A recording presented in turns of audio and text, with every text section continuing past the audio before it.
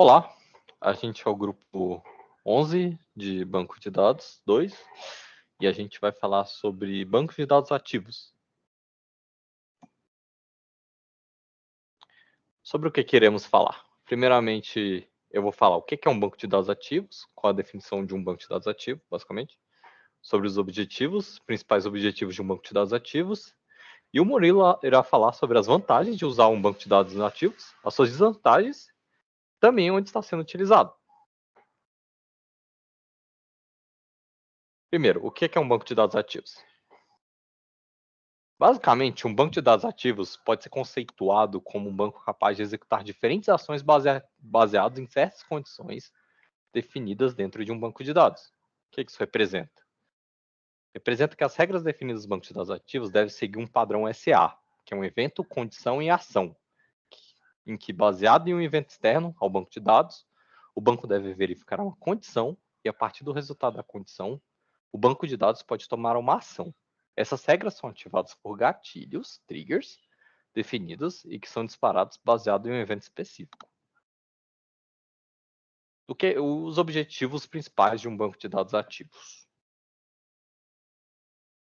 Basicamente, os objetivos principais são em que ele pode ser definido basicamente em três tipos diferentes, que é o suporte automático ao usuário, a funcionalidade do modelo de dados e o gerenciamento de recursos. Basicamente, o suporte automático ao usuário, o seu principal objetivo é a notificação, onde que, dependendo da ocorrência de alguma situação identificada pelo ECA, que são as regras, a intervenção do usuário pode ser necessária. Para isso, os bancos de dados ativos conseguem informar a seus usuários da ocorrência.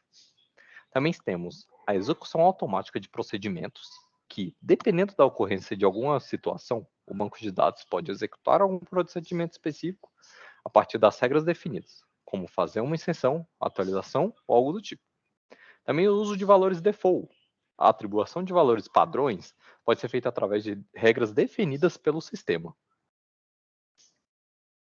No quesito da funcionalidade do modelo de dados, nós temos a manutenção da integridade, em que sistemas ativos é possível fazer com que, quando um dado fere alguma integridade do banco de dados, o sistema tome decisões e ações baseadas no evento que feriu essa integridade.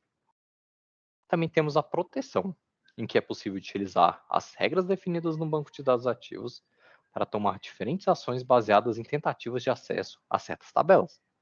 As regras podem fazer com que, por exemplo, sejam apresentados dados fictícios sobre algum recurso que o usuário não tenha acesso. No quesito de gerenciamento de recursos, ocorre que a otimização de armazenamento físico, onde é criado regras para isso. As regras de banco de dados ativos podem ser usadas para criar checkpoints, clusters, caminhos de acesso ou até mesmo adaptar as estruturas de armazenamento, através de estatísticas provindas de consultas. E também o gerenciamento de visões, onde visões complexas do banco de dados podem ser mantidas através de regras. Basicamente, agora o Murilo irá falar. Bom, eu sou o Murilo, vou falar aqui das vantagens, das desvantagens e dos casos que são usados, né, os bancos de dados ativos. Primeiro, começando aqui pelas vantagens do uso, né.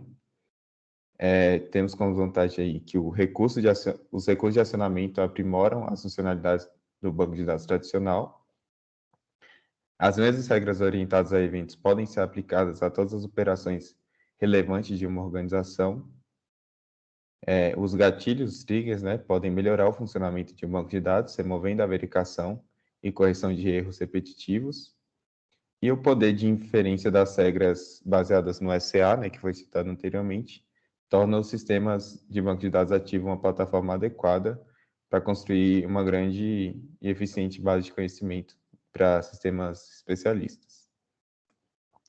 Agora, falando um pouco aqui das desvantagens, né, que foram encontradas, tem uma falta de padronização, então ainda não é muito padronizado o uso dessas regras, né, dependendo da tecnologia que é usada para se fazer. Também só foi implementada basicamente em SGBD centralizados, os paralelos e distribuídos ainda não foram levados muito em consideração. Então, dependendo do SGBD que está sendo utilizado, pode ser que essa tecnologia não esteja disponível para ele, né? A abordagem em camadas ela é benéfica em termos de custo de construção, mas o sistema inteiro não pode ser otimizado de forma abrangente. Isso pode degradar o desempenho, né, do tempo de execução, dependendo ali das regras. E a otimização em grandes sistemas acaba sendo difícil, né, por causa da separação entre gatilhos e transações. E o mau entendimento, né, de como a interação entre os gatilhos e as transações são feitas, né, isso acaba prejudicando a otimização.